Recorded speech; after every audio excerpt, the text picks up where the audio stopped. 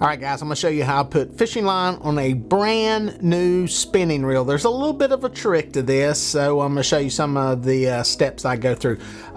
In the end, I want to have this Sea Night Manster braid on there. This is a 17-pound line.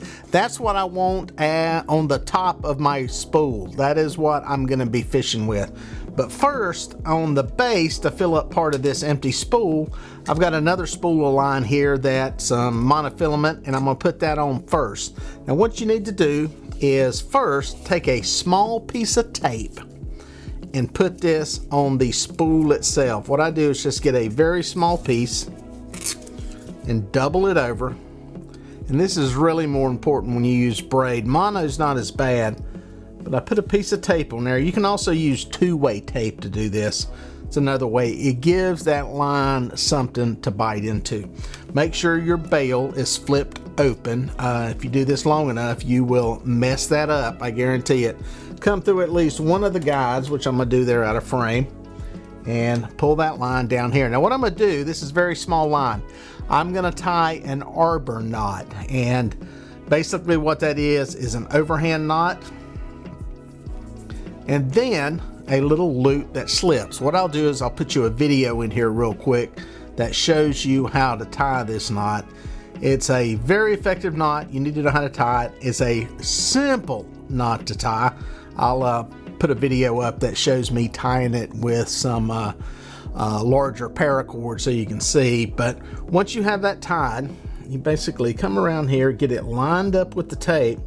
Now this little reel is an inexpensive reel, but it does have some nice grooves in it, which really help with putting this on.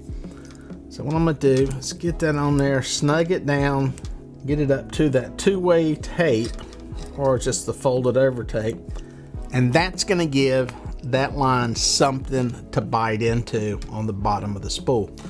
Now what you want to do is, one of the things you have to do with the spinning reel, flip your bail over, is make sure when you take line, you take it off the top of the spool. And what I mean by that is label up. That way it is coming off the line in the same direction that is going onto the reel. This will greatly help with your line twist. What I'm going to do is just spool on enough of this to cover up probably the bottom, I don't know, 1/8 of an inch of this spool. That way I'm not filling up the entire spool with the braided line, which is more expensive. We don't need a ton of it.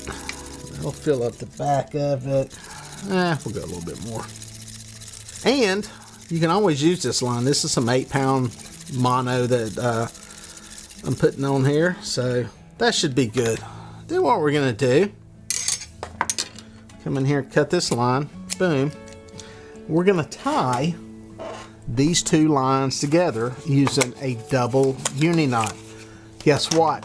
I've got a video that shows how to do that too, that I will roll in here real quickly. That way you can see it, because we're dealing with some really, really small line here. Alright guys, I'm going to show you how to tie two pieces of fishing line together. I'm actually using some paracord here just for visibility. I'll do it again in a second with some actual fishing line. Basically, you're going to start with the two lines parallel to each other. What you're going to do here is make a loop, just like that. Just hold it with your fingertips. And then you're going to wrap this line around the other one. Probably go around 3 or 4 or 5, 6 times. Boom. Just like that. I'm going to pull it tight. It's as tight as you need to go.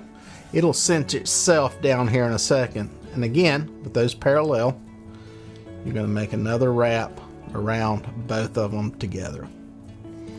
Boom, boom, boom, boom. There we go. And again, pull it tight to there. And then what you do to really get this thing tight, you just draw them both together.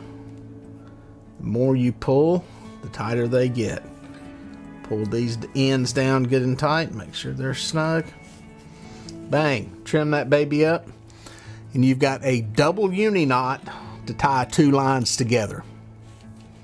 Get that cinched down good and tight there. You want to trim up tag ends that are hanging off. Now, with the braided line, just out of habit, because I think it's a good habit to follow, I come off the top of the spool also. Braid is not as sensitive to it. Coming off of there. And then I'm just going to load it up onto the spool. And these are precision cast rods from Catch the Fever. A really good rod. Perfect for crappie fishing, perch fishing, bluegill fishing. That's what I'm going to be using these for. Now these are rods I'll fish straight underneath the boat with. The ones that I long line with going on out the boat, I use the monofilament line. You want to keep this about, I don't know, maybe at least a 1/8 of an inch from the end of the spool. Otherwise you'll have line that'll come flying off of it. But I think I got a pretty good bit on there. Might put a little bit more.